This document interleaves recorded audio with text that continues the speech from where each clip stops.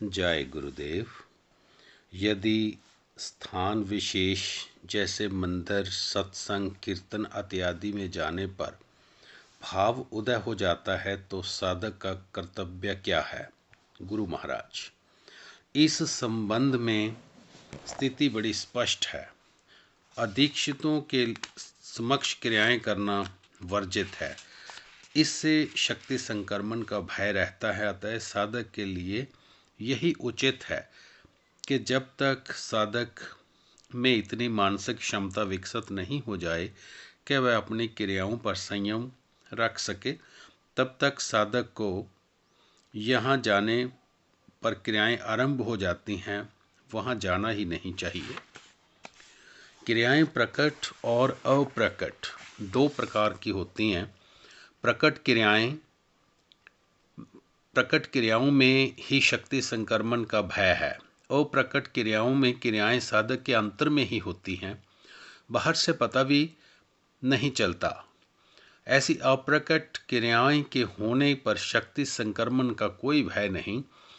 यदि साधक को मंदिर आदि जाने पर भाव एवं अप्रकट क्रियाएं होती हैं तो उसमें चिंता अथवा भय का कारण नहीं है, किंतु यदि प्रकट क्रियाएं आरंभ हो जाती हैं तब अवश्य ही शक्ति संक्रमण का भय उपस्थित हो सकता है।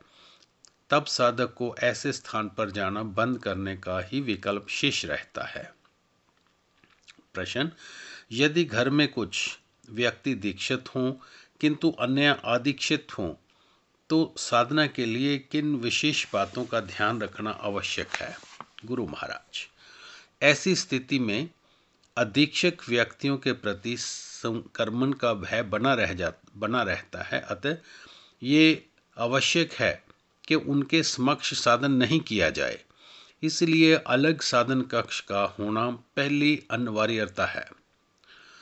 इसमें साधन कमरे का दरवाज़ा बंद करके करना चाहिए। सभी दीक्षकों और अपने अपने अलग आसन होना चाहिए। यदि संभव हो तो साधन कक्ष में अन्य कोई सामान न रखा जाए ताकि उस कक्ष में अन्य अदीक्षित व्यक्ति का प्रवेश की संभावना ना रहे। ऐसा करने से वह कक्ष शक्ति से भर जाएगा और उसमें साधना करने से साधना अच्छी होगी। यदि अदीक्षित व्यक्ति उत्सुकतावश भी उसमें प्रवेश करते हैं तो उनकी शक्ति से प्रभावित होने की संभावना रहती है। इसलिए उत्तम यही है कि दीक्षक साधकों के अतिरिक्त अदीक्षित व्यक्तियों का साधन कक्ष में प्रवेश ही बंद कर दिया जाए। फिर भी दीक्षकों के अधीक्षकों के साथ साथ रहने से अधीक्षकों पर शक्ति का कुछ न कुछ प्रभाव तो पड़ेगा ही। अतः सर्वोत्तम यही है कि अदीक्षित सदस्यों को भी शक्तिपात द्वारा दीक्षित करा लिया जाए। जय गुरुदेव।